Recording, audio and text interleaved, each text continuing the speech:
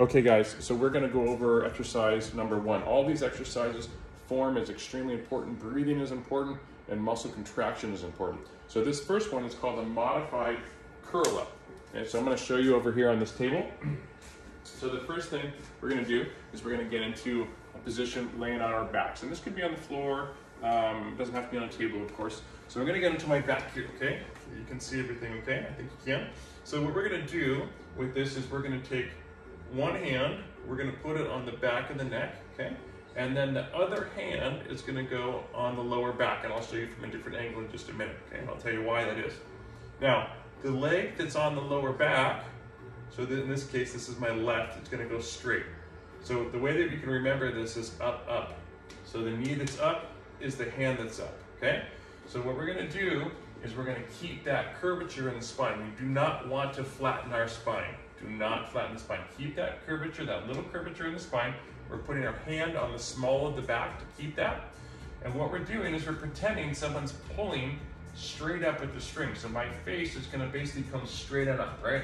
This isn't a crunch where I'm gonna crunch and hurt my neck or strain that neck, okay? We're coming straight up. We're breathing normally. We're gonna hold for 5 to 10 seconds, keeping those abdominal muscles really engaged while we're breathing normally. It's a huge key. Do not hold your breath, okay? And then we're gonna bring it on down.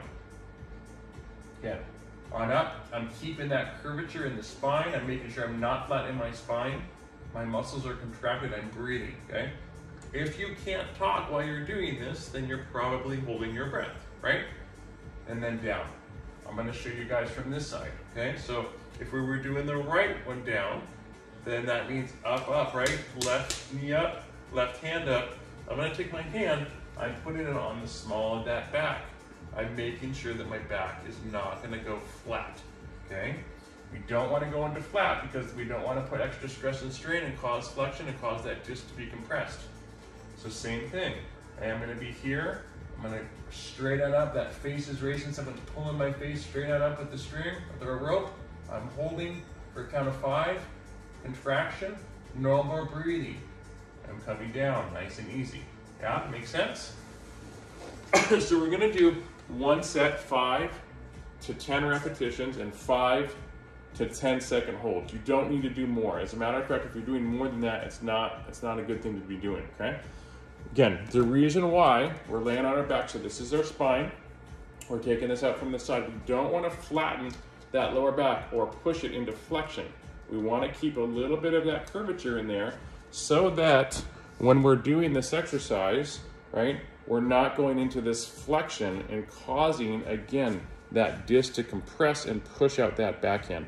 Make sense? So this is called a modified curl up, right? Creating stability, normal breathing. Another thing to mention is that if you're working out, always the best thing to do is these exercises before you work out, before you're lifting, before you go for a run. And the reason is we're gonna start priming those muscles to be ready to be able to bear the weight and the pressure on the disc, right? The worst time to do abdominal exercises and stability work is when you're out of breath, you're out of oxygen, you're out of glucose and glycogen, and you're just exhausted at your end of your workout, okay? So always try to do that at the beginning of the workout if you are working out. If not, that's fine, you can do it throughout the day whenever it's convenient for you, okay?